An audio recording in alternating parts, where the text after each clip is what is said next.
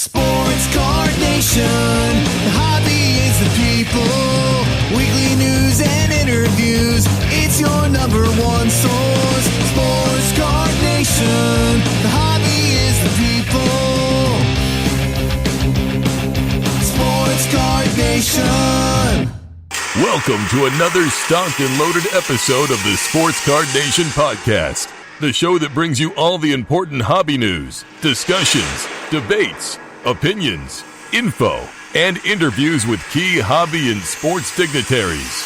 Also, if you're good, you know we are going to give away something. Now, here's the guy that wanted the cards more than the gum.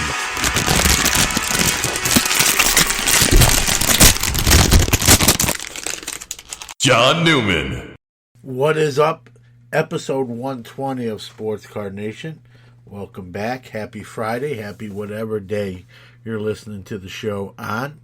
Excited for my guest today, Mr. Ray Schulte, Director of Communications for the National.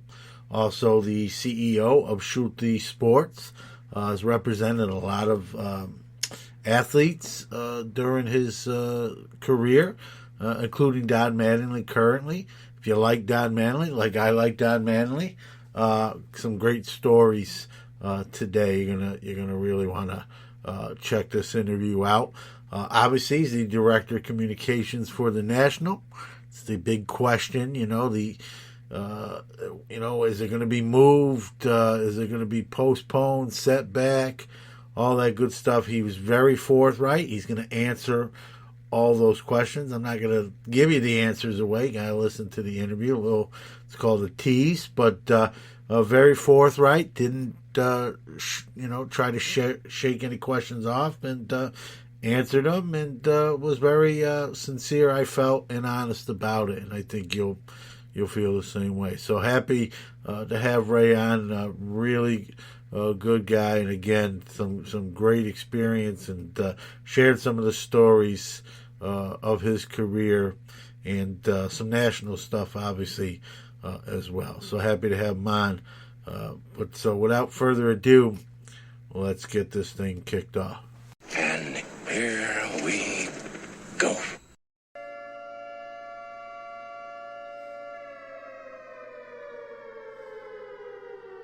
Time for this week's Incoming! product releases.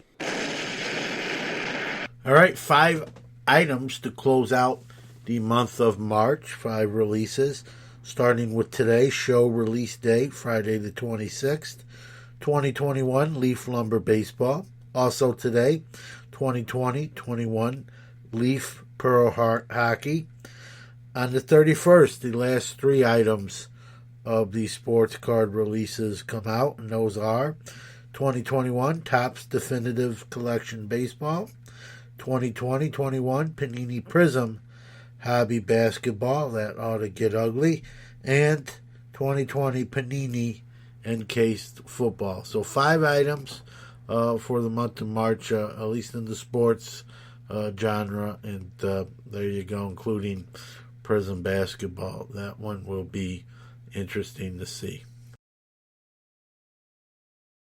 It's time for the Hobby What's Up, where we go around the hobby world and tell you all the latest news and breaking stories from the hobby we love. What's up? What's up? What's up?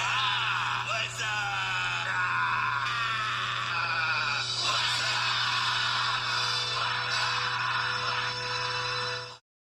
Mantle pours all his power into his swing. And there it goes, over the roof in right center. He's back. Mickey Mantle is back at home with Topps. I say at home because, most people always attributed, Mickey Mantle being a Topps player, started, out with Bowman and Topps, obviously on their lines and their releases back in the day. And even after his career was over, did appear on Topps products. And then Panini got the licenses. A lot of people thought that was sacrilegious. Didn't bother me terribly, but yeah, I'd be lying if I said it doesn't make more sense for him to be with Topps, kind of where he started. And now he is, and you're going to see no shortage of Mickey Mantle cards. He's already a Project 70 card coming out, and there'll be more of those, and he's going to be on a lot of the Topps products. They inked them to use them, and I don't have a problem with it. But if you're not a huge Mickey Mantle guy, you're probably going to get some Mantle overkill, if you will. But it's par for the course, and when you sign somebody, that's going to happen. It will be interesting to see what they come out with. Will there be a Mantle set like the Topps X, like we've seen with other players, Jeter, Lindor? Will the Mantle family do something along those lines? Lot to remains to be seen. Will we maybe see more autographs in there? And obviously he's passed on, but maybe some cut autos, or they'll acquire some of that memorabilia from third party sellers or the family itself. So it'll be real interesting to see how they utilize the Mick in future product releases. This one's got a chance to get out of here. Gone! 3-run Jimmy Jack, first big league home run for Mike Trout. And Mike Trout, who's already with Topps, signed in 2014, signed in 2016, and now signed in 2021. So nothing new here. The only difference is with this contract, none of the terms were disclosed as far as financials go, but it has been worded that this is a long-term contract. Rumors are that it's going to be for his whole career, so they don't have to do these kind of every 2 or 3 year deals. It's going to be more, should cover his playing career and then some. And so I don't think you'll see a lot different. They already had him. This is just a longer extension of a deal they probably already have. I imagine more money exchanging hands, but Topps and Mike Trout will stay together for the long haul.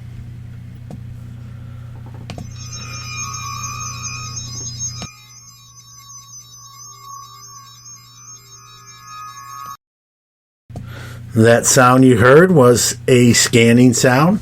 Maybe not a very good one, but that's what it was. And what that's signifying is the new technology that eBay has announced. We won't see it until late 2021, they announce. But what it is, it will be new AI that you can, with your phone or whatever you use to scan pictures of your sports cards for the purpose of uploading them to the site for sale or auction. Now when you scan it, it will recognize the card and sort of pre-fill out a lot of the part of the listings for you with the focus to be on saving you time. Matter of fact, they said it should save you 50% of the time, meaning you should be able to upload and list twice as many as you're accustomed to doing. If it works as advertised, I think it's going to be very welcome. I know I will.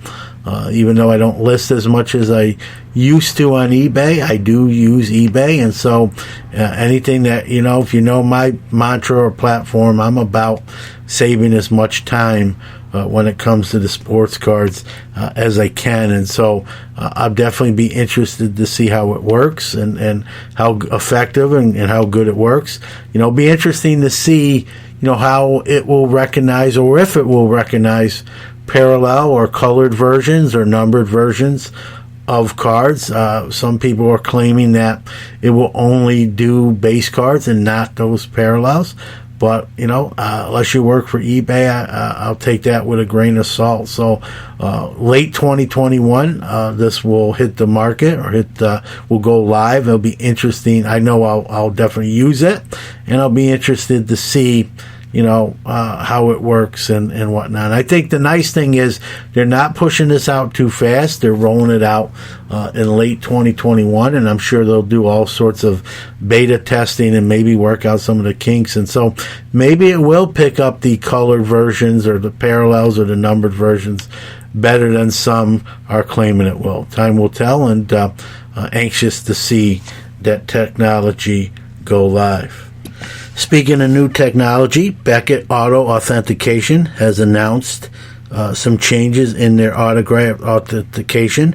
They will be adding a hologram for anti-counterfeiting purposes. We recently heard, some of the fake slabs on their graded stuff. This is for their auto authentication side, but it's nice to see Beckett start to kind of get ahead of that technology, implement these anti-counterfeiting technologies that are out there. Their hologram's also going to have a built-in QR code. So if you use a QR label, the hologram, it will give you the provenance and the details about the item and link to Beckett. And so that's definitely welcomed. Anything to prevent forgeries and fakes and prove something is real and genuine there. 2021 Bowman First Edition was for sale on Top Site, and then it wasn't. Very quickly sold out. I did not get any. I didn't really even get a notice. I just know it was for sale and then sold out by social media posts. So going to be none headed my way, and I'm probably going to avoid the secondary market on that. While I would have liked to have purchased some, wasn't in the cards for me, so to speak, and be interesting to see what these start to do on the secondary market. I don't know how many they made. It seemed to sell out rather quickly, but that's not always an indication of print runs all the time. So we'll have to keep an eye on that. Acuna 2017 Bowman Chrome Red Refractor Auto, numbered to 5. Just shy, literally just shy of $400K on Golden's auctions, and they continued to print their own money, literally, and doing very well. And we're seeing these modern cards now really bring in some of these levels that, frankly, crazy. And so continues, auctions continue to break records.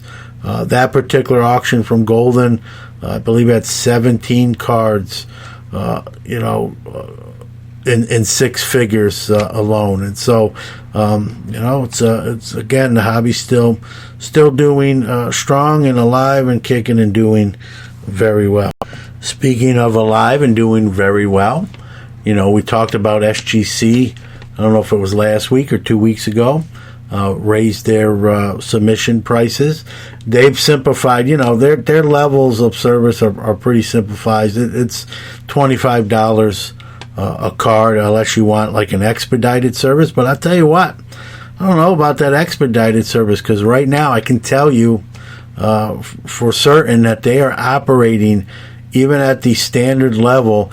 Listen to what I'm about to say, 7 to 10 day turnaround. People are sending cards in on the equivalent of like the first of the month and getting them back the 10th, the 11th, the 12th.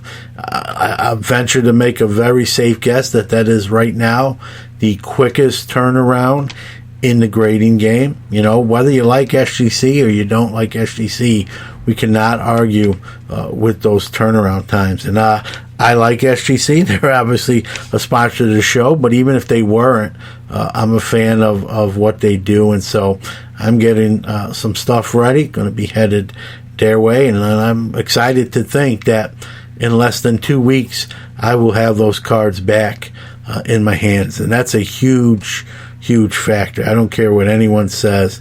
That's a huge factor. So kudos to SGC. All right, the pre-sale prices have come out on the Topps 2021 Chrome Baseball. You might want to have a pillow to cry into or put over your face after you see those prices. Insane. Again, another product, if you know me or have heard the show before, you kind of know my stance on opening stuff. And, it's getting at these price levels, guys, where it's really hard to justify opening it. It's become, most products have become breakers products. And I'm going to continue to buy singles. I've done that for a very long time. Not going to change now. I've done very, very well with that strategy. And so no reason to pivot to anything else. I like to open stuff when I can, but I also know generally opening wax is a losing proposition. So when I see these prices, it's scary, but it really it doesn't affect me as maybe some others who do open more, who are going to see that price and definitely balk at it. Pastime Marketplace offers a line of durable graded card cases made for collectors who want high-quality graded card storage that is virtually indestructible. Their cases are waterproof, dustproof, airtight, and designed to protect your valuable collection. Check them all out at www.pastimemarketplace.com. Protect your best with the best. And remember to save 10% off your total order. Use the promo code SCN10. That's capital S, capital C, capital N, 10 for 10% off your total order at pastimemarketplace.com.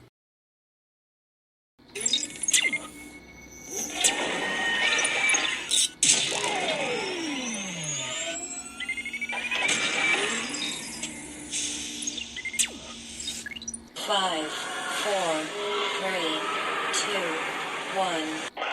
commence interview sequence.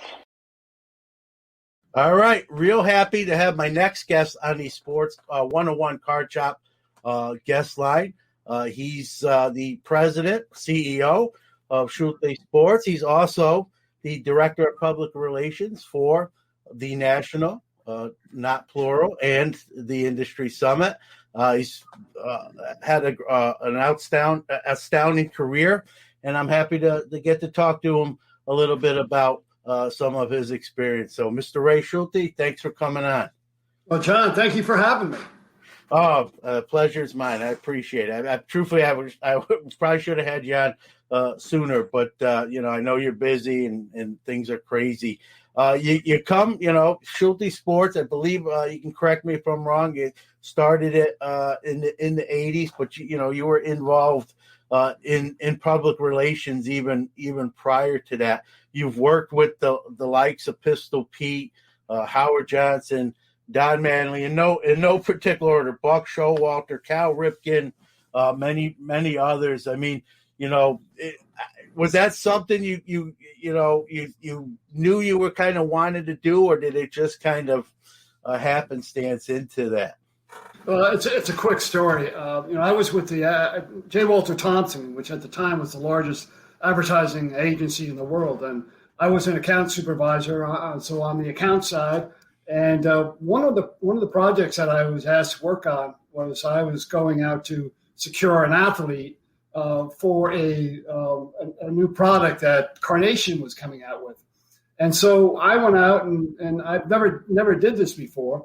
And I asked a lot of questions, made a lot of phone calls, and finally came up with, I thought it was a really cool idea. And that was dealing with Sugar Ray Leonard.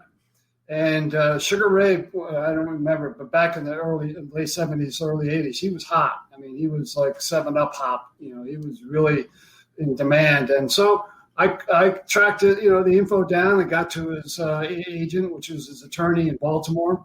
I said, we're interested. He said, great. I said, can you send me some information? He did. And it was, 8x10, and it was like a one-page bio. And I'm thinking to myself, wow, this guy is like on the top of the world right now, and this is all they have.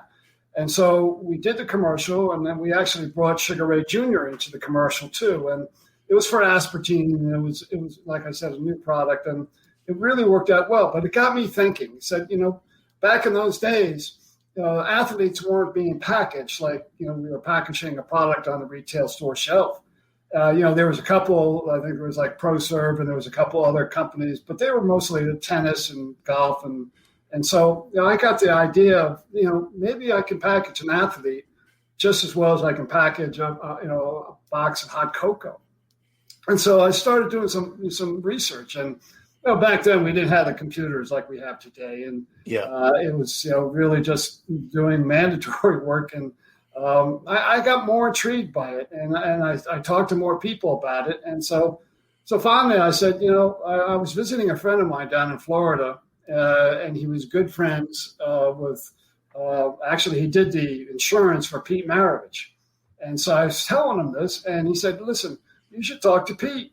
And, he's the guy that you can talk to, and maybe he can give you some insight.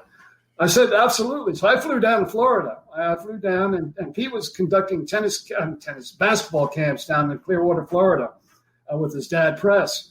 And so I was fortunate to get to see him, get to talk to him.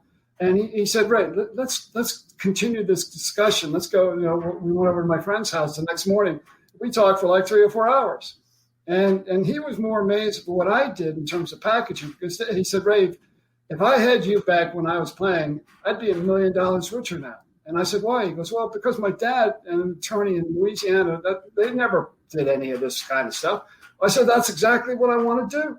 So he hooked me up with a partner of his in the basketball camp. And so I had breakfast with Jim Krebax, who was a young guy. He was actually a cool guy. He played basketball at the University of Texas. He was a fantastic young up-and-coming guy, but he was actually, I found out, he was representing minor league baseball players. And so some of his stable of athletes at the time was, I don't know if you remember these guys, but Alvin Davis, Spike Gowen, Howard Johnson, just some really, really cool guys. And Don Mattingly was one of them. And so I talked to him. I said, listen, I can do everything off the field for you. In other words, I can do all the stuff that lets you kind of hone in on looking for players and doing the on-field activity. I can handle all the off-the-field. And he was thank God he had vision and said, yeah, you know what, put something together. I went back to New York and I spent 6 months kind of doing my due diligence, putting a plan together. I had a plan like that thick. I don't know if you can say that thick. And so I went back down to Florida. I presented it to about 7 or 8 people. And halfway through the presentation, they said, all right, listen, we're good. Let's go for it. Let's do it. So they gave me X amount of dollars seed money. I quit the agency. And as I was leaving the agency, I'm walking down the hall saying, oh, my God, what am I doing? Because I was walking down the hall and I was looking in offices and I'm thinking to myself, these people are much smarter than I am. Why aren't they doing this? And so, but I did it. For some reason, I just said, this is something I want to do. So I left the agency. I started in New York. Don Mattingly was, he was in AAA at the time, basically. And he was just popping up. And I got to meet him before he got into the majors. And so I was focused, I was committed. And I was fortunate because I had some people out there. I did some consulting work for Adidas, and I did some other things. The players that I had were good, but they weren't money makers for me at the time.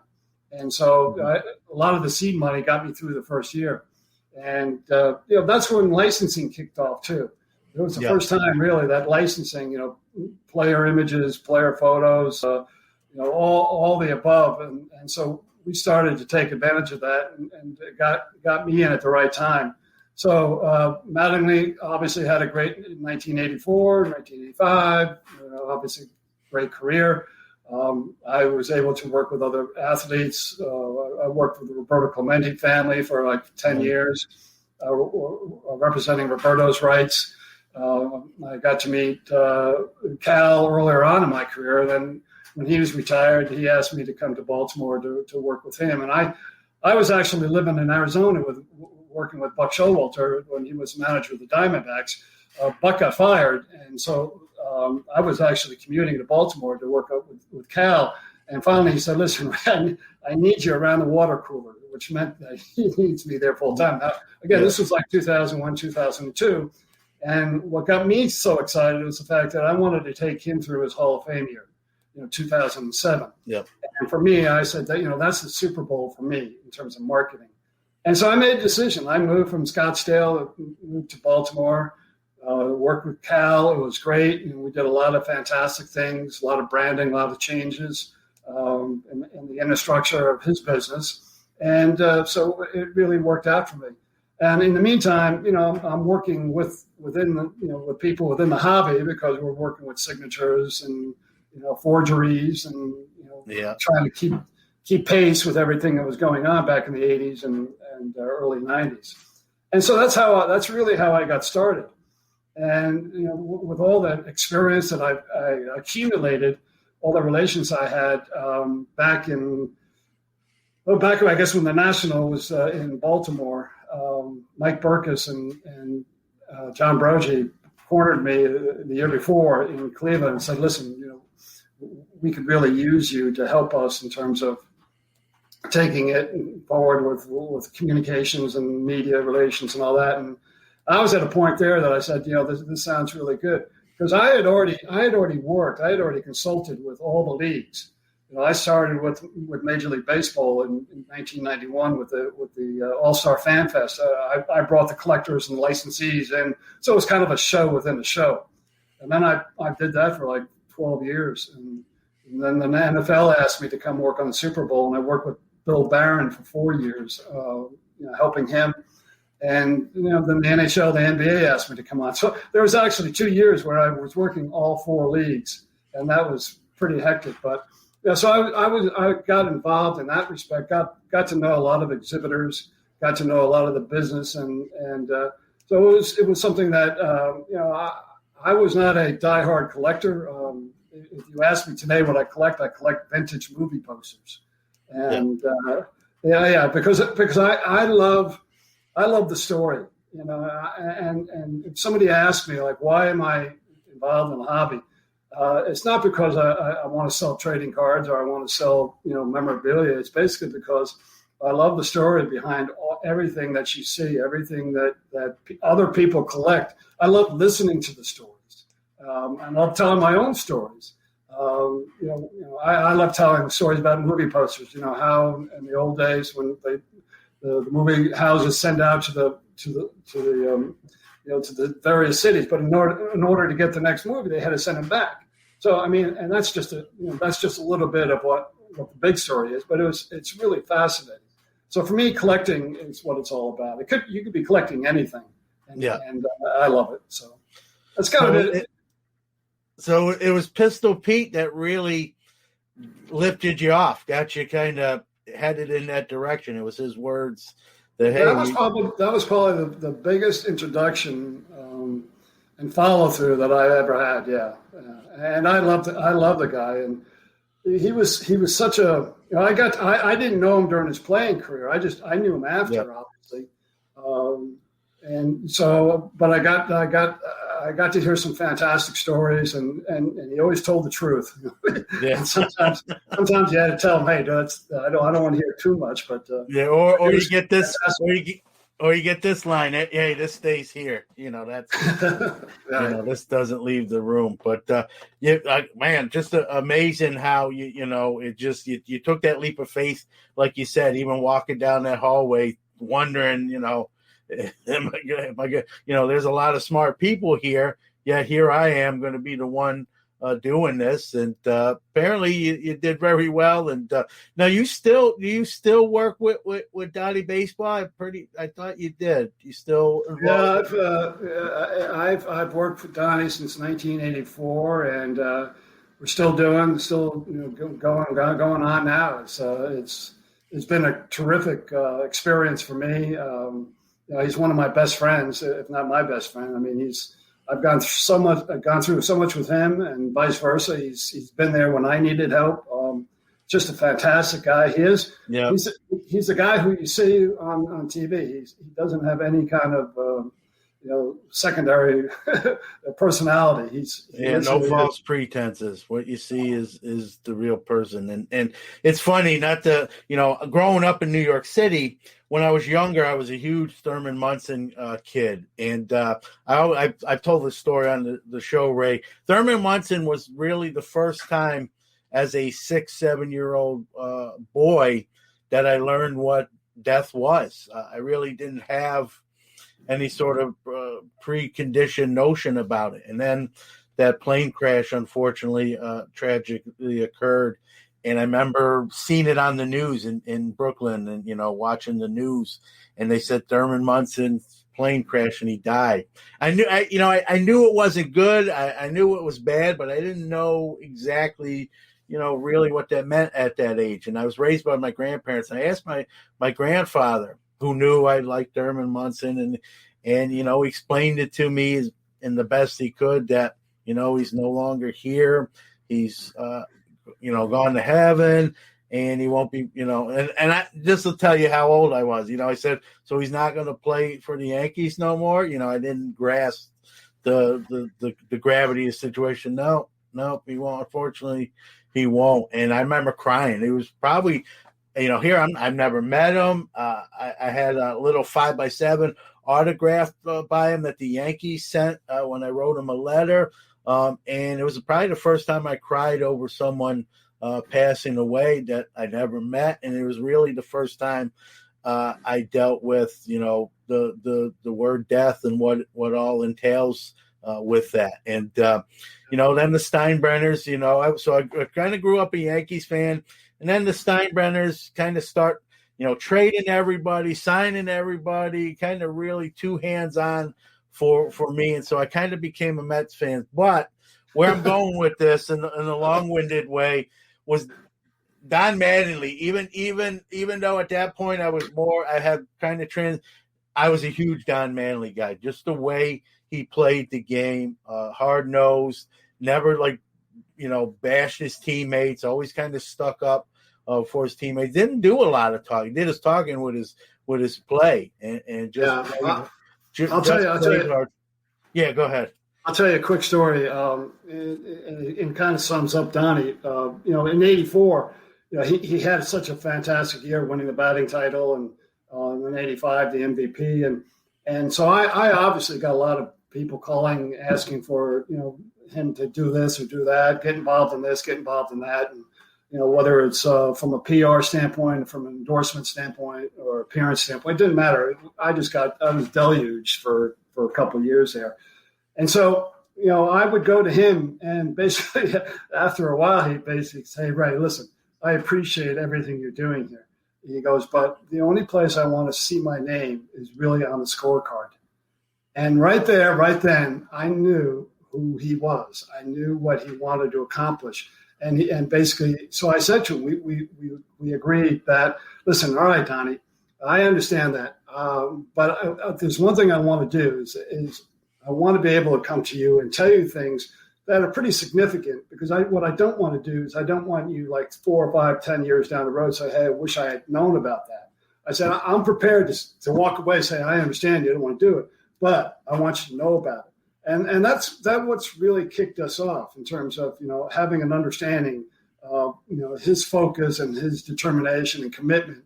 And at the same time, understanding what I needed to do too. And so he was great about that. And he still is. I mean, he's the type of person that basically is, he's, if you looked at a Yankee, he is, pride and everything else that comes along with being a Yankee. Yeah, and it's funny you said that. I became, even though I wasn't so much a Yankee fan anymore, I was a Don Mattingly fan. I remember the batting race you talk about in '84, him and Dave Winfield going back and forth. I remember them, joking around and having fun with it. They'd ask, Don Mattingly, who's the better hitter? And he'd say, well, Dave hits the ball further than I do. And Dave Winfield said, he loved Dave Winfield, though. He had so much respect for Dave. But funny that night, though, the night before the batting, his last game, which we actually won the title, we all went out to dinner, and he had a glass of wine. And so the next morning, I got a call from his mother-in-law.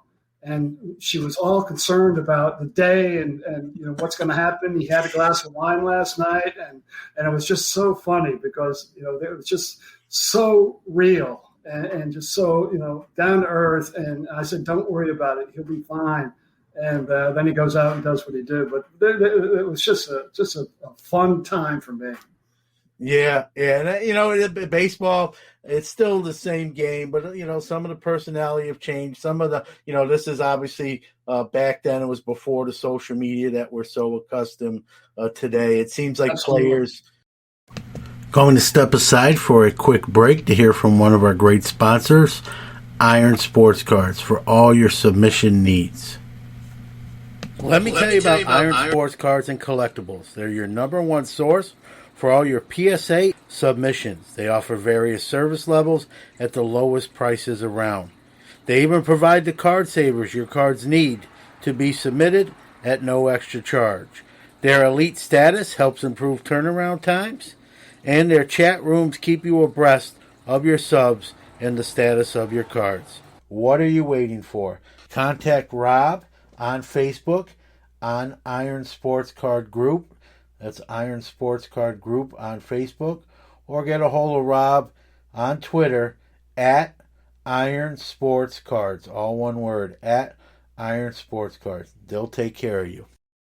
Sports Card Nation is back with Mr. Ray Schulte and more with Don Mattingly.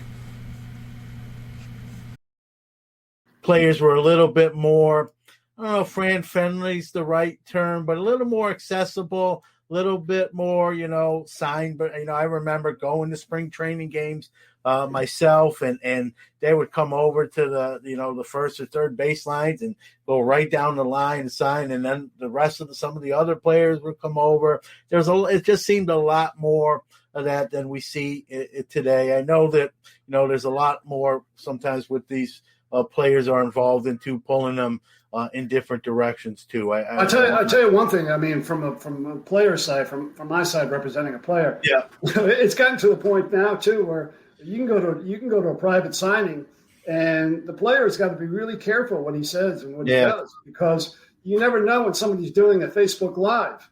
And so it's got to the point where it's kind of sad, and that you have to.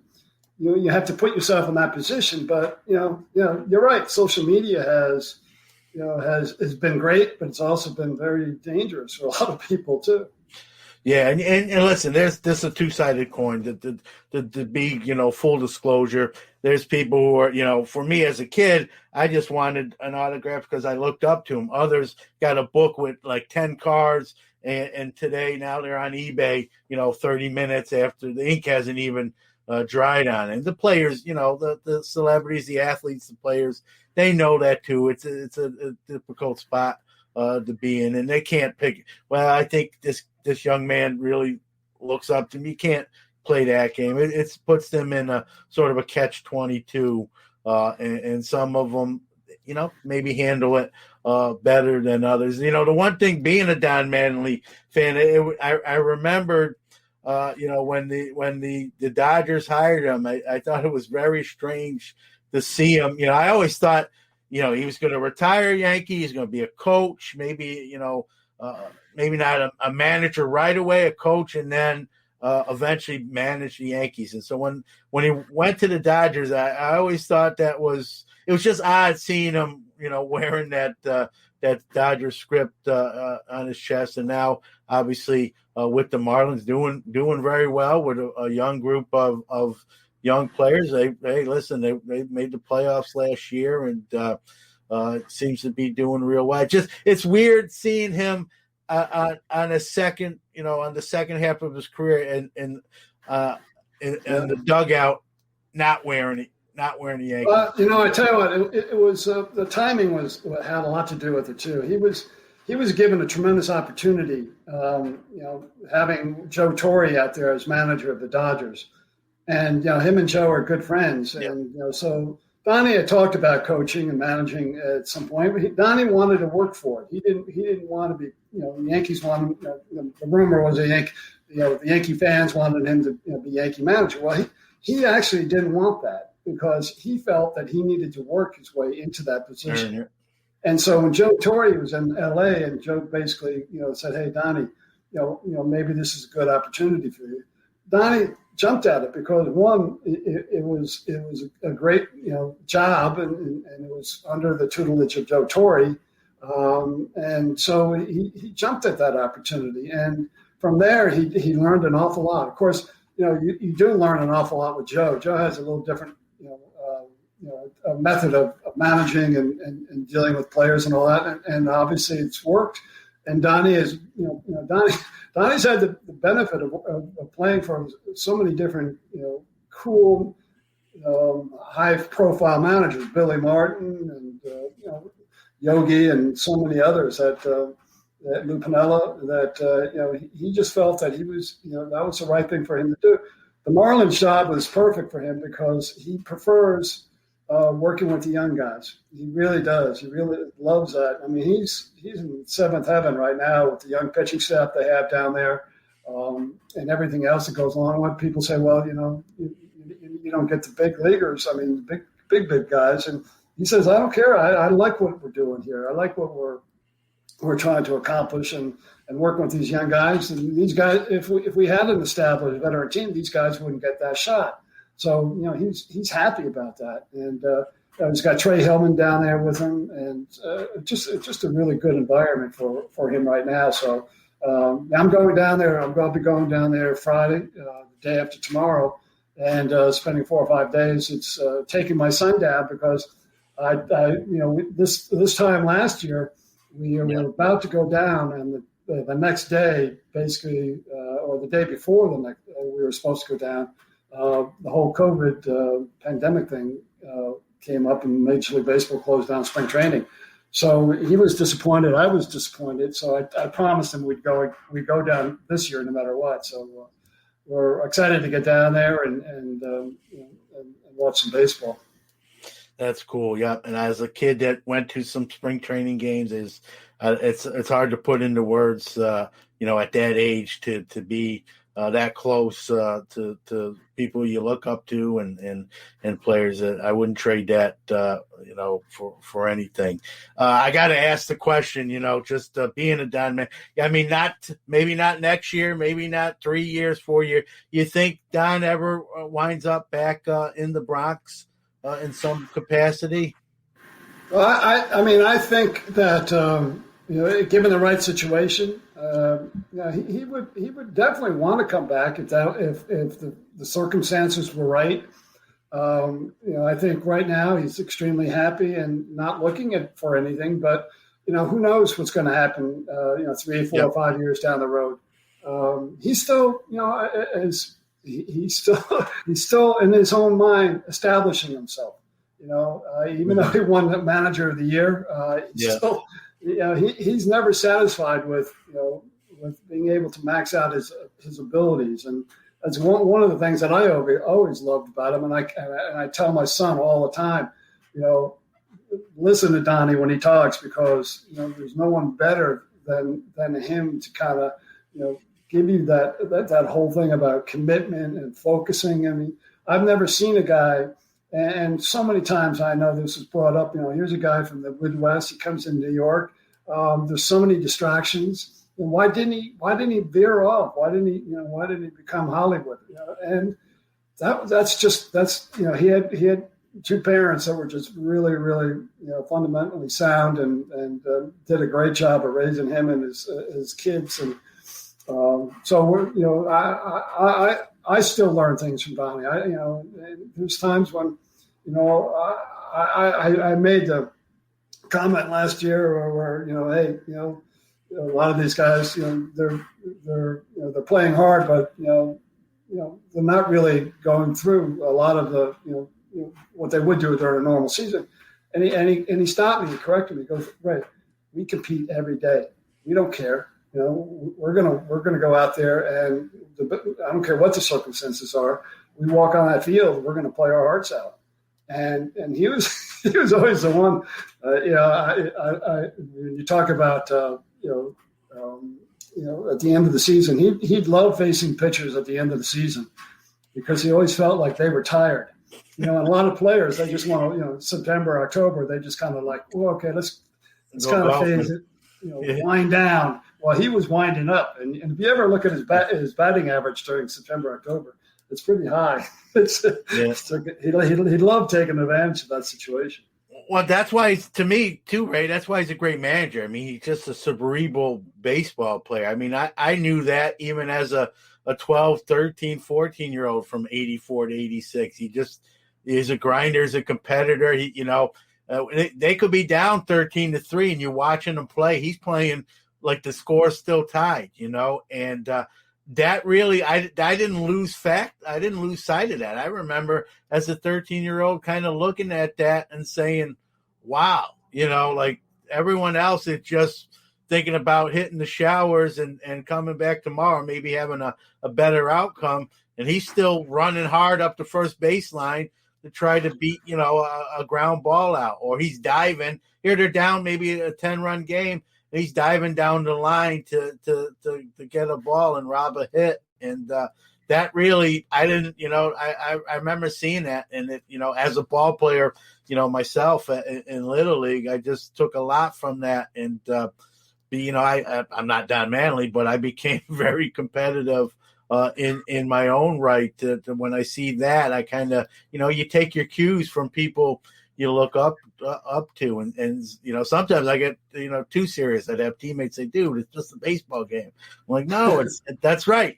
You're right. You made my point. It is a baseball game. Let's play." And I really, like you said, I think that speaks a lot about not just the player Don Mattingly, but the man Don Mattingly too. Mm-hmm. Absolutely. So, all right. So, what we talked about, obviously, you mentioned with the pandemic kind of ruining spring training plans last year. We're a little more than a year into it. We got the vaccine, obviously, 3 vaccines on the market. Some of the numbers are trending better. It's early. I don't want to jinx nothing. But we lost the national last year. We had the industry summit be virtual, which I didn't attend it, but all reports were it was a tremendous event. And the big thing is it was all speculation. I got to ask you, I'm planning to attend, as I did plan to attend in Atlantic City. I'm planning to go to Chicago. You ask 7 different people what they think, you'll get 4 different answers. So, what you could say. I mean, right now, do you see any issues? I know it's hard to say. It's sort of speculative. I'm not going to hold you, but do you think is there any chance maybe this gets moved, sort of what initially happened last year, like date-wise, or even venue change, or is everything looking good for the event to take place as scheduled? Well, everything you just talked about would lead me to speculate, and yeah, I don't know if that's if that's the right way to approach this. I can tell you that we're in full planning mode. We're going forward, and whatever rumors are out there, that's what they are, rumors. I mean, I've heard that the National is going to be moved to Dallas. I've heard that one. There's so many different speculations that, but let me tell you this. First of all, we can't just move a show the magnitude of the National. I mentioned earlier that I work with all the leagues, so I've worked in almost every major convention facility throughout the country, and so I have an understanding of the good, bad, and the ugly. And when I talk about that, I mean space, unions, good, bad, easy, hard, hotels, transportation, and I have to tell you that obviously for us. I would, and I shouldn't say for us. I mean for the hobby. Chicago is a perfect scenario because it's centrally located. It's not in the city of Chicago. It's right outside the city of Chicago. It's close to the airport. It's got 400,000 square feet. It's on 1 floor. We have a great relationship with the village of Rosemont. We have a great relationship with convention facility. A lot of these things come into play when you're planning something. I mean, having the exhibitors, load in, load out. I've been in some conventions centers throughout the country where that's extremely hard and expensive. And, and even to the point where a lot of things don't go right. So, that is one point. I think the key thing for us is, first of all, let me say this. There's not going to be any change of venue this year. We're not going to Dallas. We're not going to Seattle. We're not going to Miami. We're not going anywhere other than Chicago. And the reason being is because we can't turn on that dime. We just can't make that pivot. It's just impossible when you think about it. Well, some people say, well, Dallas has got a convention center. Yeah, Dallas has got a convention center, and I worked there for the '95 All-Star Game, with Major League Baseball. So I know it. I know what it is. But, I also know that, like, during the summer months, I think the Mary Kay has the convention facilities for like most of July and August. And we're a summer show. We can't move. When we post. You don't want to split the room with Mary Kay? No, it's not that. It's just I'm just kidding. There's not enough space between the two of us. Yeah, but when we postponed it last year, we did that with great hesitancy because we didn't really want to move it. But at the same time, we felt that it was something that we wanted to. We didn't know what was going to happen, with the pandemic. We didn't know. It could have really gone a different route and been open for us to proceed, but it didn't. But we wanted people to have continued hope. We wanted to say, hey, we understand not everybody was going to make it. I mean, this is unprecedented times. We got to think of that way. We got to think like, how is the rest of the world dealing with this, right? We're all working on contingency plans and situations that we normally wouldn't have to or even want to think about doing, but. Another quick break to hear from another great sponsor, Hot Box Cards, but we'll be right back with Ray Schulte after that. Hey folks, tired of going to the retail store and finding the wax shelves cleaned out bare? I've got the answer for you, and that answer is Hot Box Cards. They offer a monthly subscription service at a great price level. What's better than getting a box of sports cards on your doorstep every month? Not a whole lot, and these boxes don't cost a whole lot. Let me tell you what's in each and every hot box. 3 relic or auto cards, 3 unopened hobby packs, 50 bonus cards featuring stars, rookies, semi-stars, inserts, and parallels. And 1 in every 5 boxes has a red-hot envelope with a surprise card. They also honor expired redemptions with a comparable item. So there's no worry about getting that old redemption card with nothing to show for it.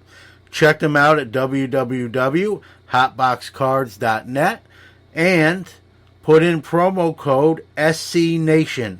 SCNation all in caps to get a 4th free hit instead of the usual 3. In April, they are celebrating opening day by giving away a 2020 Topps 582 Montgomery Club Gavin Lux rookie auto. Sports Card Nation is back with Ray Schulte as we continue our conversation about the upcoming National. So for our purposes now, I worked in Toronto where we had, in Toronto we had 2 floors, and Pittsburgh, the All-Star game there for MLB, we had 2 floors, and we can't do that with the National. Can you imagine the National with 2 floors? I mean, that would just be unbelievable, and I can't even imagine. I don't know about 2 floors, but I will say this, and you might know where. I mean, right now the hobby's booming. We have a lot of new people, new hobbyists. It's I've said this on my show, Ray. The National, the attendance records are probably going to be broken each year now. That's held as new folks get in. You may need 2 floors just with the infusion of new people in the hobby. I know you don't. I know that's not ideal. And I'm half kidding, but it is going to be pandemic or no pandemic. I think the attendance is going to be very high. I've said on this very show that assuming everything goes as scheduled and there's no sort of restrictions, maybe other than wearing a mask, it's going to be, people are itching. I know there's been a couple shows in Dallas and stuff, but the National is the National. It's the Super. I've coined. I don't know if I'm the first, or I've coined it the Super Bowl of the hobby, and that's really what it is. And I think with it not taking place last year and under understandable circumstances, I think people are chopping at the bit to go. If you have, I've said, hey, if I have to wear a mask and do all those stuff, then we've been wearing a mask. At least I have, as most people, for the last year, almost the last year. So what's another week to enjoy the hobby and all the people involved in it, and you have to wear a mask. And like my wife's a nurse, like she said, John, even when we're on the other side of this, masks are going to be more common than we even realize. Like people, absolutely, people are just going to wear them just precautionary, like just out of a little fear based. And so, go ahead. No, I mean you mentioned earlier that people are getting vaccinated now. Pretty regularly. Hopefully, it even speed up a little bit more. The president said everybody should be vaccinated by May, the beginning of May. I mean, that's great. If that happens, then we're in good shape. If it doesn't happen, then we have to start thinking about contingency plans. Now, obviously, somebody asked me, well, what's a contingency plan? Well, we always work on contingency plans. Because life is a contingency plan. There's, right? I mean, within the show itself, there's always something that we're preparing for. Like if it doesn't go the way it should, or the way we want it to. So we're always thinking, what if? Contingency. It's no different when we're talking about the entire show. So, but I just want to say that we are talking with on a daily basis. Not I say daily, but on an ongoing basis with the state, local, and authorities, both the health officials there and the convention people, just to kind of get an idea of what they're thinking about, because ultimately they're going to make the decision for us.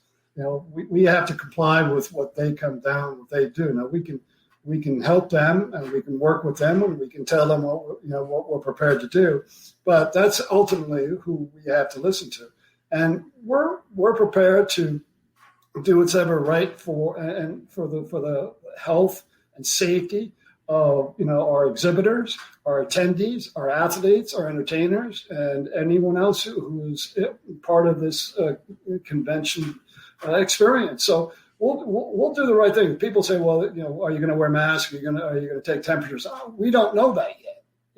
We don't know that yet. But I can guarantee that that's all in the conversation. I mean, we're throwing everything out there and kind of we'll have a plan. There's no question about that. We just don't know today what that plan's going to be and how impactful that will be. And so we're continuing as if it's funny because I've actually started working earlier than before because I've been getting so many calls from media, and I'm not talking about the hobby media, although they're all great. I really love them, but I'm talking about outside mainstream media. Yeah. And because there's a combination here. There's obviously the national and what's going to happen, but it's also like what's going on with this industry. Yes. Why is it surging like it is? Why are people paying that kind of money? And so I've been one of my things that I always do when I go into a market, I deal with all the media. I do the radio, television, print, and we do partnerships. We do promotionals. I mean, that's how we get the conference exposed. And then I always I've always thought outside the box to try to bring in like the business reporter, the social reporter, and all that. Sometimes we do, sometimes we don't. It depends on who's there. But I can't tell you how many. I mean, I got a call from the business reporter from the Chicago Tribune. Now, understand that when I do a deal with the Tribune, I do it with a certain department. They're like Coke and Pepsi. They don't talk to each other internally. Yeah. And just because I do a deal with Chicago Tribune doesn't mean that their business reporter is going to talk to me. I mean, and they tell me that. They tell me that all the time, and I understand it. I get it. So when this business reporter called me, I said, "Well, I appreciate it." Well, he wanted to know what's going on with the industry. He wanted to know what's going on with the show and all that. But I can tell by the amount of interest and the questioning and the search for answers about why the industry has done so well, and then can it sustain this, and will the National help sustain that?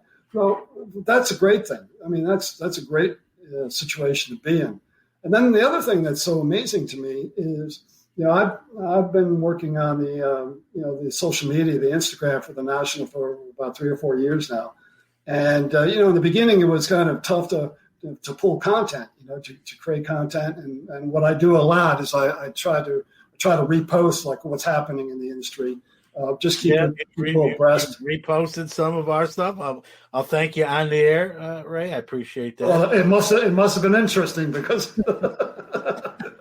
Well, I appreciate that too. You saying that. So, you do a great job with that. But go ahead. I didn't mean to cut you out. But the thing is, there is so much content right now out there, and I can't tell you how many from the manufacturers, the distributors, the exhibitors, the retailer. I mean, everybody has seemed to get on board, and I think obviously they recognize that with being having the e-commerce do as fantastic as it has, but I think they also recognize that it really works. Pushing their social media. So not only we have more quantity of social content out there, but the quality seems to be getting extremely better too. And, with all the people like yourself doing what you do, that's huge. That's fantastic for us. Yeah, no, I agree. And people always ask me with new shows, like, does it bother you? No, like this, I'm a guy that I'm not competing against 1,000 podcasts. I'm kind of inner driven. Like I want my next episode to be better than the previous one. And so that's sort of my approach. You can't, I can't listen to, but go ahead. Yeah. Yeah. And John, also too, think about it this way.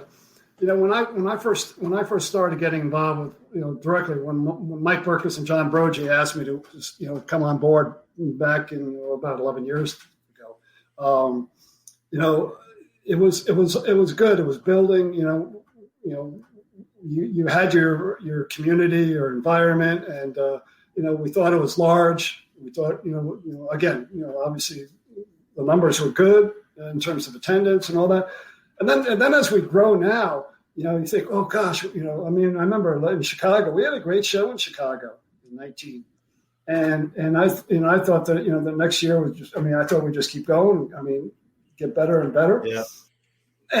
But you think, well, okay, we maxed out, right? No, we haven't maxed out. I can't tell you. There's so many people coming on board right now from a social media standpoint. I can't. There must be millions of card collectors or memorabilia dealers or whatever that are just coming. So I don't even know if we've hit our max. I think we're far from it. No. And so, like when you're saying, you don't mind a couple. I think there's plenty of room for everybody. Like I said, I think, pandemic or no pandemic, the 2021 National is going to probably set attendance records. I think people, if you have to wear a mask and take those, safety precautions, then we've been doing that already. I don't think you're asking anybody to do anything they haven't done up until that point. It's not anything new. You should be sort of used to it. And even if someone's an anti-mask person, you have to make it political. Hey, if you want to attend the show, this is what you're required to do. Kind of, suck it up, Buttercup, a little bit in there. What we're gonna do what's right for you and the attendees. We're not gonna kowtow and be second guessing situations. If that's required, if that's necessary, then it'll be necessary. But again, it will be based on meetings, conversations we have with health officials and the local authorities, but that's our number one priority is health and safety. Yeah, no, and as it should be, and I, I know I know that's the case, but hearing that for anyone that's wondering, there's your answer. One of the other things I've seen make the rounds as far as rumors and innuendos is having like shifts of people, like you can be in the room from I've heard that. 10 to 3. Then the next, group B comes in 2 to 6. Is that based on anything? Is that on the table? Is there anything you want to touch with that? Nothing. I mean, everything you hear, John, is all speculation and rumor, and probably just thoughtful people trying to come up with potential solutions. Or break news that's not really news. Right. As far as we're concerned, we don't have all the information we need to make a decision yet. Yeah. Honestly, would we? I mean, I'm sure we'll think about that, but it's it's one of those things where you go through a process and you kind of try to rule everything out. So we'll take the bulldozer and just go forward and just start picking at things, coming up with ideas, and if we feel it's going to work and it's going to comply with what what the authorities need, and then we'll do it. But we're gonna just do what's right for everybody involved. Yeah, and obviously that makes sense, and that's the way it should be. Would someone want to hear you say, "Well, we don't really care, the event's happening regardless, and we're going to put you in harm's way"? I don't think anyone would want to hear that or really ultimately sign up for that. If it comes down to wearing a mask, like we have been, or most of us have been, then that is what it is. And I think it's going to be, like my wife says, sort of more the norm. Even after this thing we're on the other side of this, I think we're still going to see some of that. It's never going to be maybe exactly what it was, prior to the pandemic. And one thing that I know that people talk about, and I've been asked this, is obviously when will those decisions be made? And after I tell them, we can't make it right now. But we understand. We understand that they want to make plans. We understand that they want to make air travel, hotel, and all the above now, which they should, because it's going to be really tough. My recommendation would be: go ahead, make the plans, make your hotel reservations, make your airline reservations now. From what we know about the travel industry right now, they're very forgiving. If in fact we get to the point, and God forbid this happens, but on the other side of the coin, if something does prevent us from conducting the show, I mean, most likely they'll be able to back out of the hotel and airfare at that time. And I would ask them before you make that, can we do that? But I would go ahead, go to the Nationals website and check out the hotels and do that quick. It's funny. It's funny. Some people have speculated that they're going to buy their tickets now, the admission tickets. And by the way, the admission tickets are selling really well. But they said we're going to buy them now because we feel like they're going to be scalped at the convention center, which would be really interesting. That you have admission tickets. Well, that's the way the hobbies go. And I mean, like you said, you touched on it yourself. It's just. We're going to step aside for another quick break to hear from another great sponsor, the Gotcher family from Michigan, with their sports card store at Moco, providing great service to the hobby. But we'll be right back after that. The Sports Card Shop at Moco is your small-town local shop with a global reach. Conveniently located in New Buffalo, Michigan. We're an easy drive for most residents in Michigan, Indiana, Illinois, and Ohio. Come see us every Tuesday through Saturday from 10 to 5 and Sundays from 12 to 5. Want to shop from the comfort of your home? Give us a call at 888-469-0140 or visit our website at thesportscardshop@moco.com or our Facebook page. Major credit cards and PayPal accepted, and we ship anywhere in the world. We're an authorized dealer for both Panini and Topps, with new sealed wax from both arriving weekly. And yes, we have PSA and SGC graded cards and over 250,000 singles in stock. Be sure to follow us and turn on notifications for posts to Facebook, Instagram, and Twitter so you don't miss out on new arrivals. The Gocher family has been serving this community for over a decade, so stop by or visit us at thesportscardshop@moco.com. We are back with Ray Schulte, continuing our conversation about the 2021 National. You mentioned you've been media requested to speak on that. I even locally have had 3 local news interview me for what's going on in the hobby. Never did any kind of hobby coverage before, right? All of a sudden, my phone is ringing about it, and I don't mind doing it. I feel like I'm sort of an advocate and an ambassador in a positive way, and I love the hobby. So another chance to talk about it, I'm all for it. But that's the thing with the hobby this year. It's really kind of transcended outside of its circle into mainstream media. We've seen celebrities. I think a lot to do. I know you're starting to talk about it. A lot has to do about the outside money. And I see that. I've seen it on several different levels. I've seen it on the lower level where, we have a lot of followers from Shanghai, from Germany, Australia, Korea. I'm talking about significant numbers of people following us now on Instagram.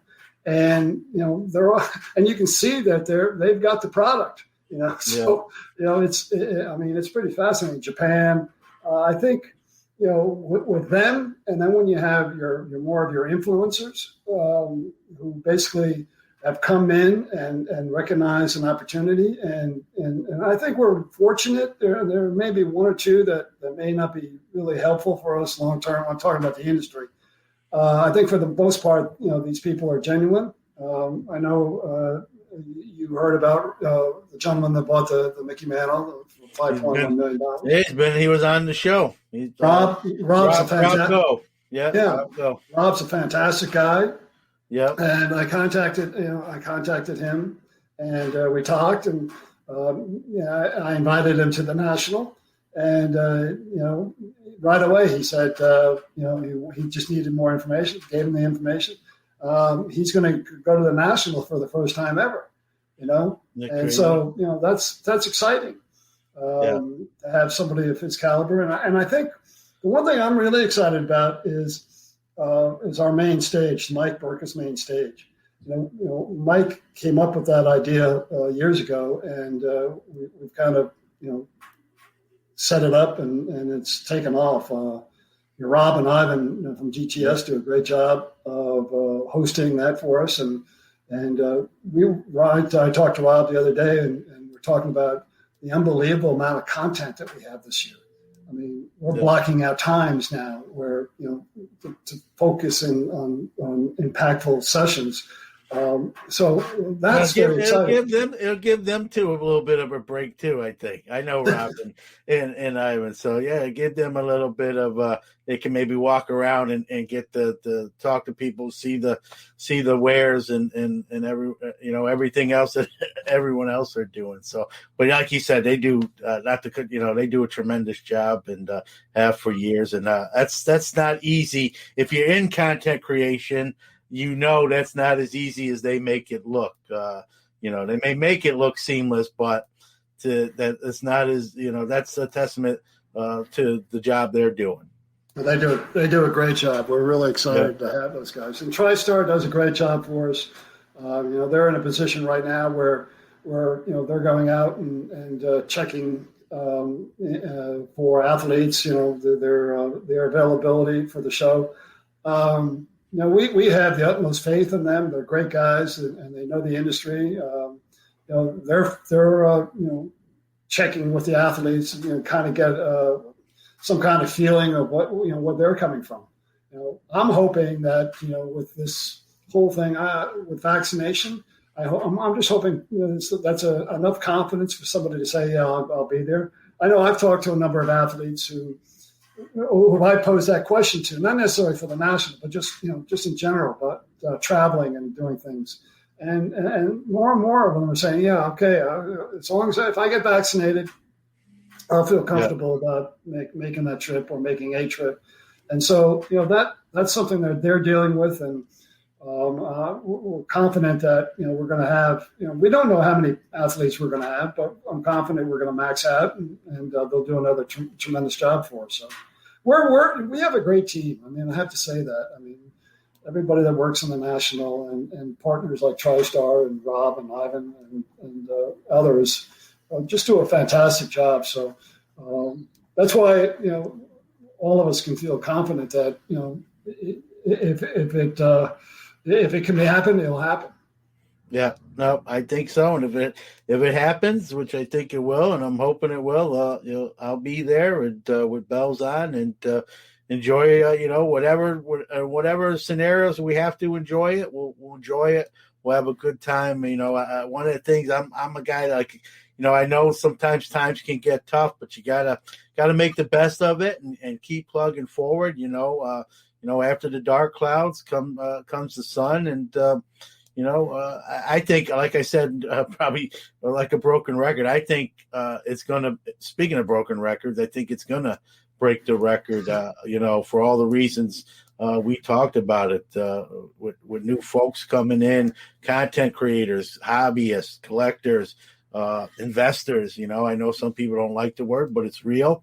When cards sell for $5.2 million and up now, that's an investment class level. Whether you may not do it yourself for that, I don't, but you got to be honest with what's going on, and so we've got sort of the perfect storm, all the ingredients. I think the fact that there wasn't one in 2020. People miss it, and even though it's only been one, thankfully, that I think people are rearing to get back in there and celebrate. I think it's a celebration. It's the Super Bowl of the hobby. It's a week like this. Super Bowl's a week with press row. I compare it on that level. It's a celebration of the hobby, and I think people, after not being able to really do a lot of traveling and going to shows even in other areas, I think people are going to be chomping at the bit to kind of let loose and have some fun. Do it safely, obviously. Do it safely. Piggybacking off what you said too, Ray, with but making hotel and airfares. A lot of these places, it's very cheap. It's like $5 or $10 more. You get the travel insurance. And for $5 or $10 more, like you said, worst case scenario, then you can, get your money refunded. It's funny. I didn't normally do that. I don't normally do that. And in Atlantic City, don't ask me why. I don't even have a good answer. I don't know. I might have checked the box by accident, or it was only like $6 more and so I did it. And we know what happened, and obviously everything is refunded and no questions asked. It might have been that way anyway under the circumstances, like you said. But for the $6, it was worth the peace of mind to know worst case scenario that you're not going to be out some funds, if you will. So most places are probably definitely doing that now, even if it's $6, $10, $20, it's well worth it. And and buy your admission tickets. Go online. Yeah, don't wait. So, but Ray, I want to thank you for coming on and being so candid, sharing some of those great stories about the folks you've worked with over the years, and letting us a little bit even behind the curtain there. Hearing some stuff that we may not normally get to.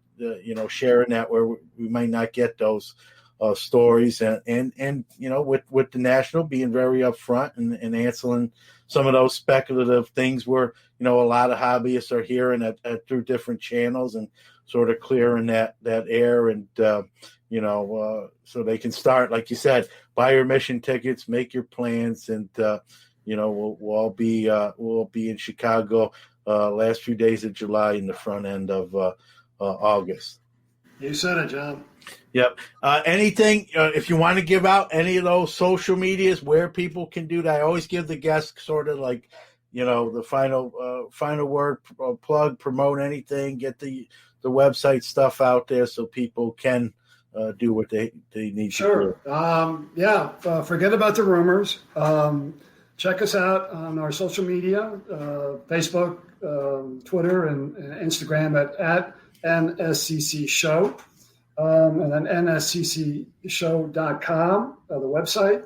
And, we'll have all the information. Any information that we get that is concrete, that is definite, we will post it. And we understand that everybody wants to start making plans, but it is what it is. And obviously, we're living in unprecedented times, but we will have the information for you, and we will, hopefully cut out all that speculation for you. Yep, go straight to the source. That's what I always say. Well, Ray, stay safe, stay healthy, have fun at spring training. I'm sort of jealous. I don't know if you can. I'm sort of a bigger guy, but if you have a big suitcase, maybe I can sneak in there and make the trip. I don't know if my job would probably miss me, but as someone who's been to spring training, it's a great experience, and enjoy that and have fun. Well, thank you, John, for having me on. This has been fantastic, and I appreciate your time. You're welcome. Thank you.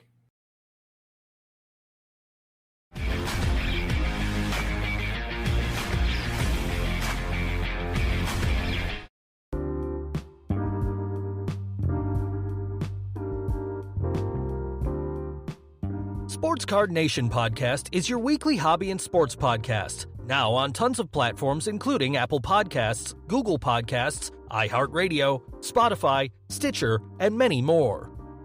Listened to in 44 different countries globally, Sports Card Nation is one of the most interactive podcasts around, providing great content, giveaways, and some of the hobby's best interview guests without time constraints. Thousands can't be wrong. We want to thank all the wonderful listeners around the world, our awesome guests on the show, and our tremendous sponsors making us what we are today. Remember, without you, there's no us. I know the chunky that left these chunkies. Newman! Open the door, Newman. I know you're in there. Sports Card Nation. All right, it's time for Newman's Rambling, where I select one question I get each week and answer it on the air. John, you seem like an astute man. Thank you, Mr. Walken. Maybe you can help explain something to me. Well, I'll give it my best shot.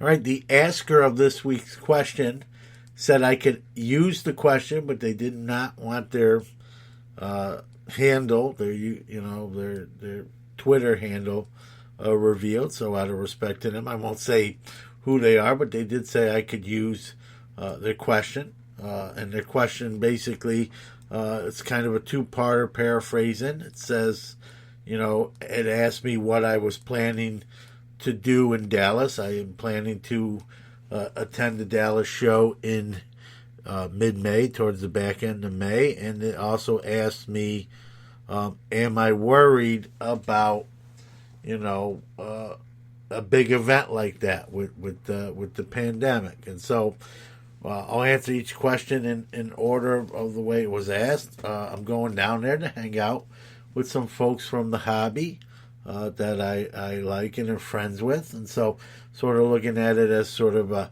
3-day vacation. I'm taking Friday off, and I'm coming in Friday afternoon. I'll be leaving late Sunday, about 4 p.m. And so it's kind of a 3-day weekend. I might conduct an interview or two. I'm definitely going to look to buy some cards, and especially on the vintage side, where I've kind of recently moved my interest over there to build up that side of the house as far as with vintage cards. I'm hanging out with Brad Bethune, staying with him. He's been gracious enough, so I'm sure I'll help him out with some card stuff. I know he'll have a few questions, and always love to help him out. maybe do a couple on-air things with him. That's up to him. But going to just have a good time. I mean, that's what this hobby should be about. Just having fun with people you enjoy and friends you make in the hobby. Not everything in the hobby, is always glistening, and there's things that do bother us or annoy us. I get it. But at this stage of my life, especially not only just my life in general, but in the hobby, 30-something plus years, I'm 48 years old. I'm just trying to have a good time. I don't know how long I'm going to be around. And so having some fun, enjoying myself, definitely very important. And as far as worrying about, the COVID, I mean, we have to worry in general, right? We're still in the pandemic. I get all that. By the time I make that trip, I will be vaccinated. My wife, who's a nurse, literally is trying to get me scheduled, so I will be we're talking late May. We're still in March, and so I'm barring something terrible, I'm going to be vaccinated by that trip.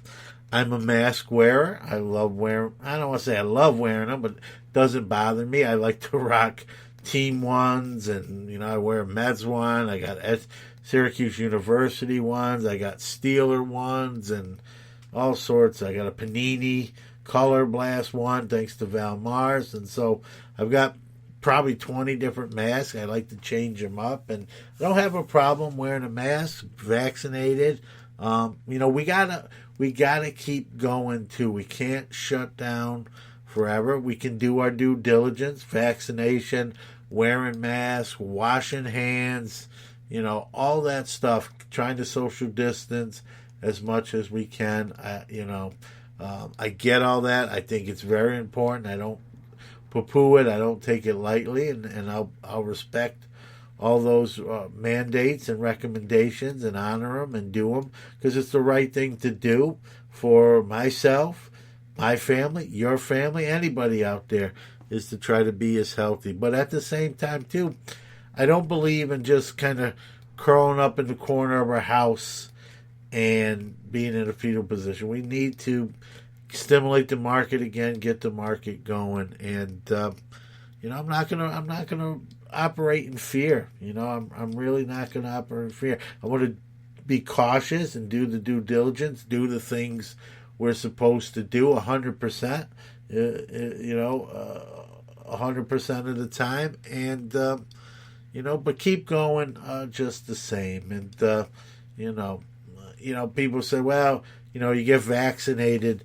That's not foolproof. You can still get COVID, and that's exactly true. And but I'm still, even vaccinated, I'm still going to wear masks. I'm still going to use hand sanitizer. I'm still going to practice social distancing. I'm still going to wash my hands quite a bit. I'm still going to do all the diligent stuff that we're supposed to do even before the vaccine come out. I don't look at the vaccine as a license to kill, a license to do whatever you want. You don't have to wear your mask no more. You can, gallivant around like it never happened. I'm not naive like that. We've still got to do the right thing. And, I'm going to do it. And, to each their own, however you choose to do your due diligence, that's ultimately up to you. So to the person who asked that question, I know I didn't name you, and I didn't answer it via the DM I got because it was just going to be long-winded. I told you to listen to the show. So hope that answers it better for you. If not, you can always DM again and follow up off of that. So there you go. Thanks as always.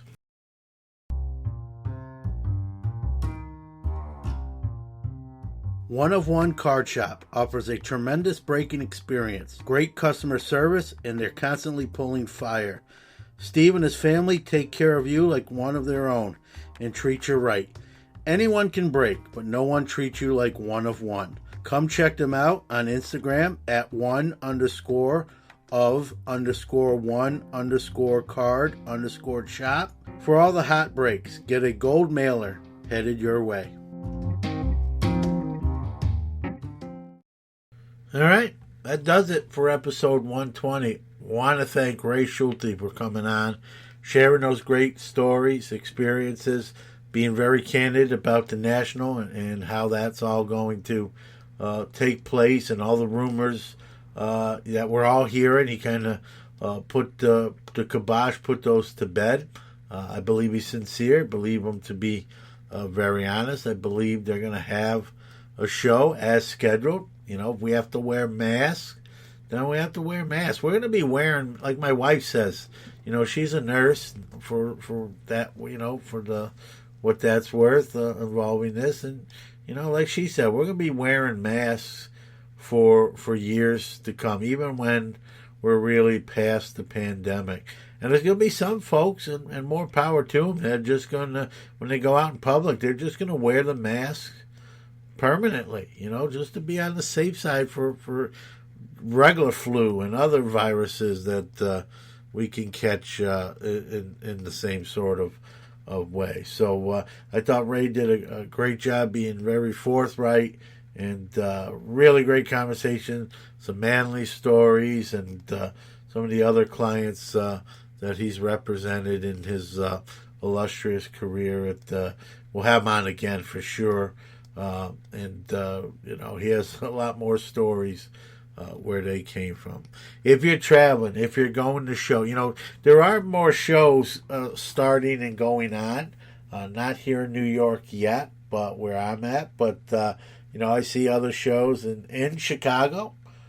You know, Forever Young's Mitch LaRock starting his shows up again. We're seeing, you know, I'm seeing reports that shows are starting. I think I saw one in Indiana, Virginia, and so you know, we got to keep going. We got to keep commerce going. I'm not even just talking about sports cards. I'm just talking about in the economy in general. We can't just shut down for 2 years until this thing's, you know, completely or very close to being eradicated. We got to keep stuff going. If that means we got to get vaccinated and wear masks, then let's do it. But let's keep things moving forward.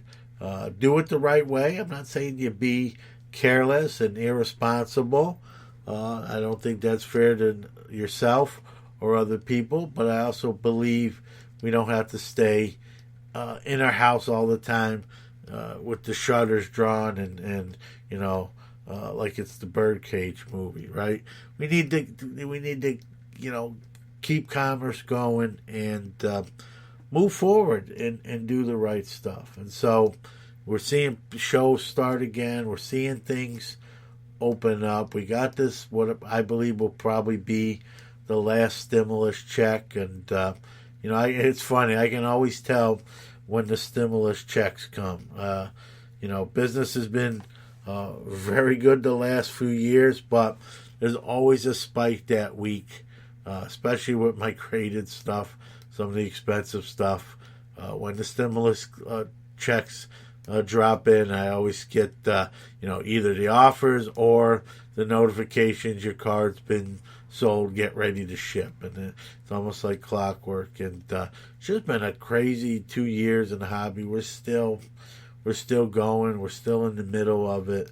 And, you know, someone asked me, you know, how does this all like end? When will it not be booming, and what will that be like? And obviously, that's all speculation. I don't have the exact answer. I have my opinion, and it will be a future hobby quick hits episode. How does, you know, what's the aftermath? And I'll give my 2 cents how I think it plays out. Again, probably wrong, but at least my opinion, and I'll share it. So, again, wherever you are, I want to thank you for listening to the show, for downloading the show. We made our way over here to Spreaker Prime on the iHeart Radio Network. You moved with us. It seems like there's more people downloading the show. That's always a good thing. And I want to say I'm appreciative of that fact. I don't lose sight or it's not out of mind. I realize it every day. And I enjoy doing this show. And you folks out there who listen to the show, download the show, make it possible. Great sponsors as well. Great guests. Less of me and more of the guests, as I always say, is the recipe for success. So thank you from the bottom of my heart. Wherever you are, I hope you're safe and healthy, you and your family.